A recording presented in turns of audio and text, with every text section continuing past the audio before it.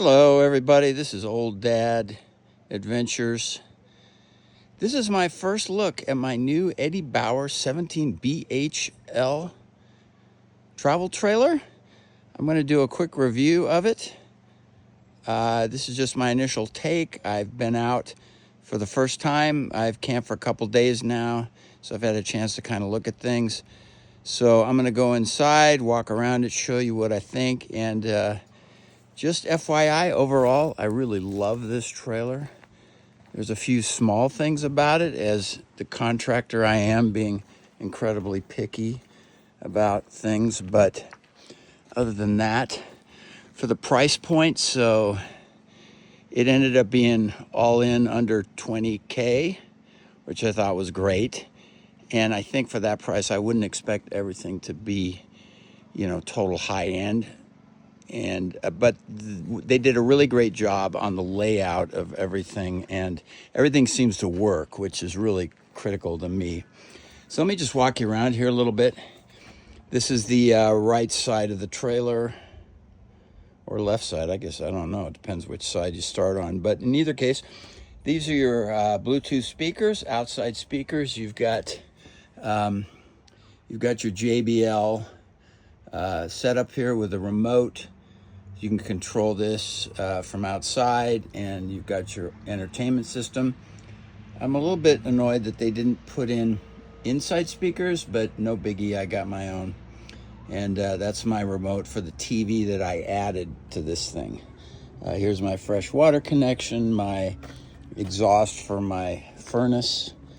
Then we'll go here to the back. You've got there's a ladder that's a fold-down ladder that I just store away, but you can hook up here if you want to get on top. Here's my backup camera that it had a wiring for it. I had to buy it. It was like $300, but it works really great. I've got the monitor in my truck for this thing. Let's walk around to the other side. Here's the other side. Here is my electrical connections. It's nice the cord pulls out from the inside, so you don't have a bunch of sloppy cords lying around. And they gave me a surge suppressor, which I added there. City water connection.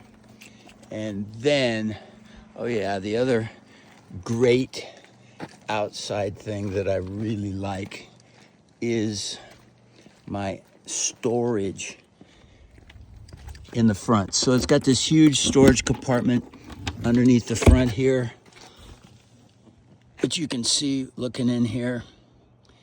And one of the cool things about the Eddie Bauer that I liked is, there are a lot of them that are pretty similar, and they had pretty similar features. But for example, with Eddie here, they finished off the sides of this storage area, which is nice.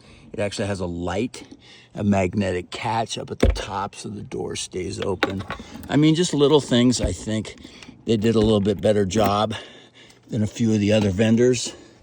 So anyway, that's the deal. I got my awning here, right, which is retracts. It's electric awning, which is nice to have. Shades the area here, and now we're gonna go inside. Da-da-da-da-da-da. So we have our queen bed. So one of my initial bitches is that the queen bed is pretty much garbage. So one of their selling points was they had an actual mattress as versus the other things that were just like 3-4 inch foam, I think. But I'm not sure this is a whole lot better. I mean, it was reasonably comfortable for the first couple nights, but when I got up this morning, I realized there was a permanent depression in the mattress, which was not optimal. So that's a bit of an issue. So you're also going to see a few things that I added. For example, I've been trying to figure out how to put storage in here. There's a lot of open storage, which is actually fine. There's not a ton of cabinets, but I'm good with that. You kind of add your own stuff. So I put these bins up here, and I have this tension rod that kind of holds them in place.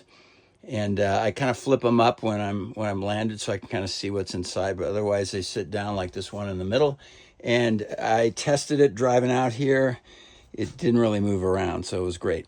So here's my television that I added with my foldable holder in the back, and I like it because it locks to the wall. Now it's a 12 volt. I bought a 12 volt television with a built-in DVD player so I can play my DVDs.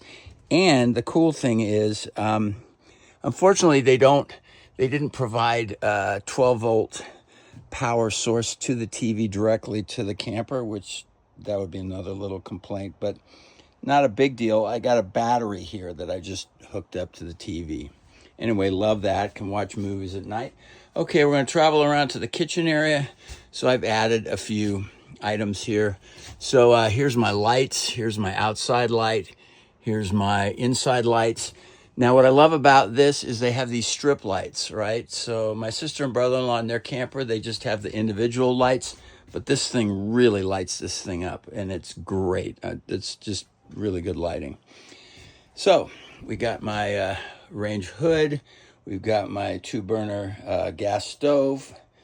And one of the great things is you have a decent amount of counter space between the sink and the stove here, burner, cooktop.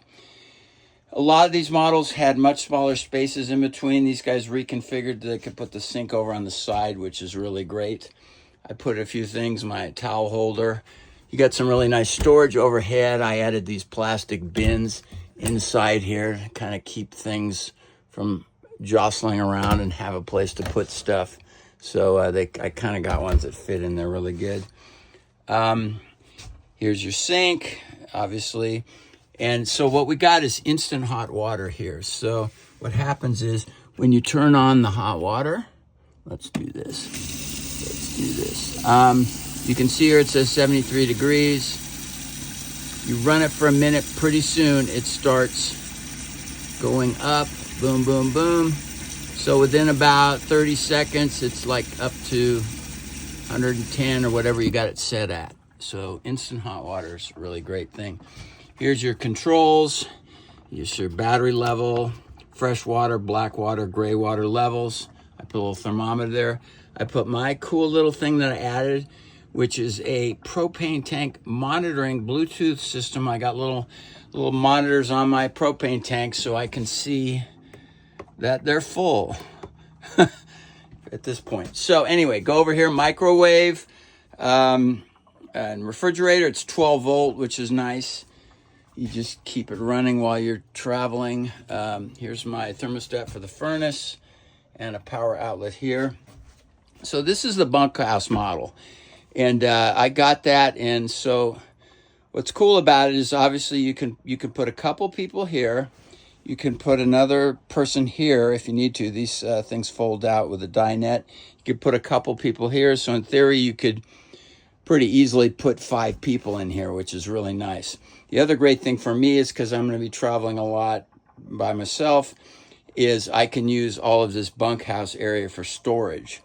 And again, my whole tension rod theory, I put tension rods down on the bottom. This is kind of on the floor now. And then I put other bins down on the bottom, and I can just store a lot of stuff down there. It's got a few nice things, smoke alarm, carbon monoxide detector so you don't die like all the people did in the past. And now we go into the bathroom where I added a little mirror here. Hello, old dad. And then I got my toilet. You just push the pedal and flush. And I got my cool, it's actually a little bathtub though. I would have to probably be pretty desperate, but that may happen to try to take a bath in there. I got my shower here, controls, got a vent above, and then I added this little cool dispenser here because I love gadgets, as you probably noticed. So we are exiting the bathroom here. We're going to move our way forward. We've got your shelf over the dinette area, and I put my little bins up there. Mostly I got clothing in there, and then I can, again, like the other thing, I can flip them down flat like this for when I'm driving, and then they don't move around.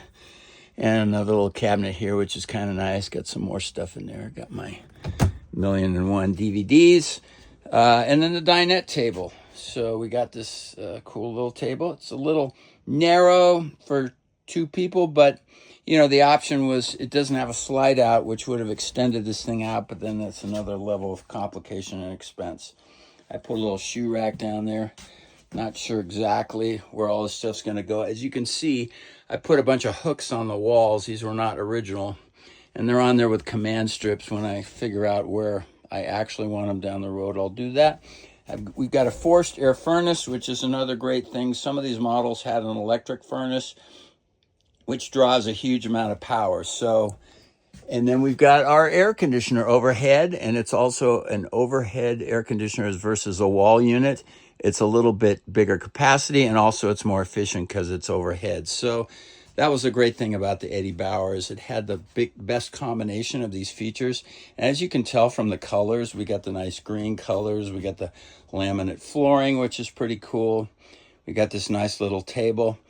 And what's nice, what I do with the table is, I'll show later, is you can fold it down, flip it out, flip it over, and then it'll sit down there, which that's the way it also goes to becoming a bed.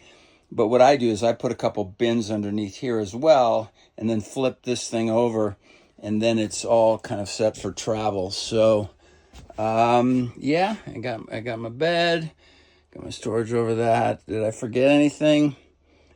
I don't think so. I think that pretty much covers my initial take on the Eddie Bauer. So again, the primary things I'm complaining about would be, it'd be nice to have a nicer mattress, but I am going to go out and buy a really nice mattress because I want to sleep at night very well.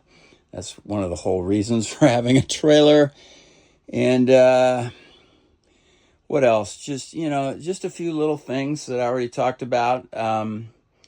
But that's about it. Otherwise, I think they did a great job for the price point. I would recommend this probably over most of the other trailers that are in this. They advertise it for around $12,000, but by the time you pay for a warranty and you pay to fuel it up and tax and everything, is around 19 or so. But yeah, what a great price for something this nice. Oh, and one other thing I was going to mention for the novice trailer people is, the two things you can't really run without running a generator or being connected to power are the microwave and the air conditioning. They're the only things that are really 110 volt powered. Everything else can be done via battery. So my goal at some point in the near term, which we will cover when I get to it, is to add a solar system with an inverter, a fairly robust system that will also run the air conditioning and other 110 things when we don't have anything to plug in to, which is going to be most of the sites I go to, which are going to be outdoor sites. Right now, we are at Union Valley Reservoir in Northern California. As you can see, we got a really cool site here because we're right next to the lake. You can see the lake down here. Here's the e-bike. I got my Hobie pedal kayak over here, which I'm about to stick in the water. And, down the road, we'll get into what I'm doing with my pickup truck. I've got the Chevy 2022 1500 truck. And I'm going to be putting a few racks for kayaks on the cab. And then I put the e-bikes and everything in the back. So we're going to start to get this thing loaded up. Oh, yeah. The one other thing I forgot is it originally came with... Well, actually, they had an upgrade, so they actually put in 2 batteries when I bought it, which was nice. And then I added an extra propane tank, so I have 2 propane tanks here. So I got plenty of propane and battery. And then I just hooked the generator up during the day to kind of charge the batteries additionally while I'm out doing stuff. So anyway, I think that's it for now. This is my initial take on the Eddie Bauer 17 BHL trailer. It's wonderful. Go buy one. You'll be happy.